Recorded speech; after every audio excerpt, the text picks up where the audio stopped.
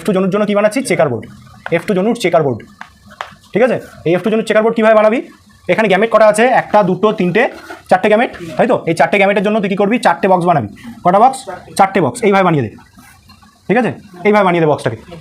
এই বক্সের মধ্যে গ্যামেটগুলোকে রাখবি এইখানে, এখানে, এখানে, এখানে। প্রথমে ধর আমি এই গ্যামেট দুটোকে রাখলাম, তাহলে কী হবে? Capital T small tea. এই ক্যাপিটাল টি স্মল টিকে কোথায় রাখলাম? ওপর দিকে। আমরা ধরে নেবো এটা আসছে হচ্ছে এটা থেকে, তার মানে পুরুষ বা বাবা থেকে। এই বাবা থেকে তৈরি গ্যামেটগুলো হচ্ছে কি? এটা গাছের ক্ষেত্রে তো বাবা মা হয় না, তবু এইভাবে ভাব যে এটা হচ্ছে বাবা বা মানে পুংলিঙ্গ, আর এটা হচ্ছে স্ত্রীলিঙ্গ। তাহলে এই বাবা থেকে গ্যামেট যেগুলো আসছে সেগুলো হচ্ছে ক্যাপিটাল টি স্মল টি। সেটাকে কোথায় লিখলাম? ওপর দিকে। এরকমই করবি যে এই গ্যামেট দুটোকে কোথায় রাখবি? এই ওপর দিকে। আর এই গ্যামেট দুটো আসছে স্ত্রী থেকে বা মায়ের থেকে, এই গ্যামেট দুটোকে এইখানে লিখবি ক্যাপিটাল টি স্মল টি। বোঝা গেছে? এবার তাহলে এটা কোন গ্যামেট বললাম? এই দুটো হচ্ছে পুং গ্যামেট। এবার পুং গ্যামেট লেখার নিয়ম হচ্ছে এরকম, একটা গোল লিখে এরকমভাবে একটা অ্যারো ইউজ করবি।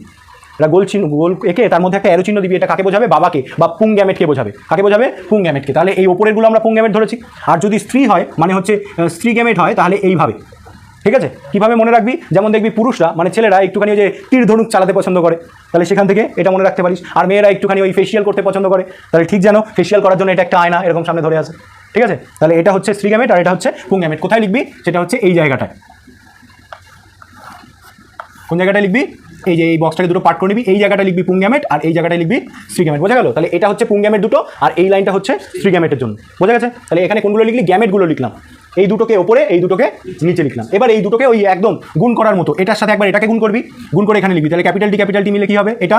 আবার এই ক্যাপিটাল টির সঙ্গে স্মল টি মিলে কি হবে? Capital T small tea. তার মানে এইটা দিয়ে প্রথমে এটা হয়ে গেল। এবার আবার এইটা দিয়ে, এই স্মল টি দিয়ে ওপরেরটাকে করলে কি হবে? Capital T small tea. এই স্মল টি দিয়ে এই ওপরেরটাকে করলে কি হবে? Small tea small tea. দেখ তো জিনিসটা, এই ওপরেরগুলো হচ্ছে গ্যামেট আর এই মাঝখানে যে বক্সগুলো আছে এগুলো হচ্ছে বেবি বা অপত্য।